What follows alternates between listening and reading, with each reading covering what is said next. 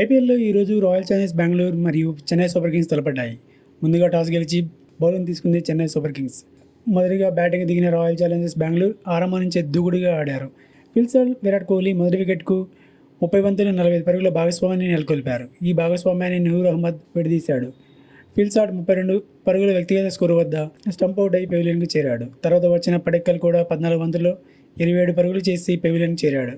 తర్వాత వచ్చిన పట్టిదార్ 32 బంతుల్లో 51 పరుగులు చేశాడు. చివరిలో వచ్చిన టిమ్ డేవిడ్ 8 బంతుల్లో 23 పరుగులు చేశాడు. ఫలితంగా రాయల్ ఛాలెంజర్స్ బెంగళూరు నిర్ణీత ఓవర్లలో 7 వికెట్లు కోల్పోయి 196 పరుగులు చేసింది. చెన్నై సూపర్ కింగ్స్ నుంచి నూర్ అహ్మద్ 3 వికెట్లు, పతిరానా 2 వికెట్స్, ఖలీల్ అహ్మద్, అశ్విన్ చెరో వికెట్ తీసుకున్నారు. 197 పరుగుల లక్ష్యంతో బరిలోకి దిగిన చెన్నై సూపర్ కింగ్స్ రెండవ ఓవర్లోనే షాక్ తగిలింది. జోష్ హజిల్వుడ్ వేసిన రెండవ ఓవర్లో బ్యాక్ టు బ్యాక్ వికెట్ తీసి చెన్నైని కష్టాలకు నెట్టాడు. జోష్ హజిల్వుడ్ వేసిన ఓవర్లో రాహుల్ త్రిపాఠి, రుతురాజ్ గైక్వాడ్ని పెవిలియన్కు చేర్చాడు.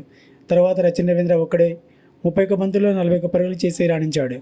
చివరిలో ధోని 16 బంతుల్లో 30 పరుగులు చేశాడు. మిగిలిన ఎవరూ చెప్పుకోదగిన స్కోర్ చేయలేదు. రాయల్ ఛాలెంజర్స్ బెంగళూరు నుంచి Josh Hazlewood 3 wickets, Yash Dayal 2 wickets, Liam Livingstone 2 wickets, Bhuvneshwar Kumar 1 wicket తీశారు. ఫలితంగా చెన్నై సూపర్ కింగ్స్ నిర్ణీత ఓవర్లలో 8 వికెట్లు కోల్పోయి 146 పరుగులు చేసింది. ఫలితంగా 50 పరుగుల తేడాతో రాయల్ ఛాలెంజర్స్ బెంగళూరు విజయం సాధించింది. రాయల్ ఛాలెంజర్స్ బెంగళూరు మొదట బ్యాటింగ్లో, తర్వాత బౌలింగ్లో అండ్ ఫీల్డింగ్లో కూడా అద్భుత ప్రదర్శన చేసి విజయాన్ని సొంతం చేసుకుంది. దీంతో రాయల్ ఛాలెంజర్స్ బెంగళూరు 2 మ్యాచ్లకు 2 గెలిచి 4 పాయింట్స్తో పాయింట్స్ టేబుల్లో అగ్రస్థానంలో ఉంది. మరిన్ని లేటెస్ట్ వీడియోస్ కోసం ఛానల్ని సబ్స్క్రైబ్ చేసుకోండి. Thanks for watching. Have a nice day.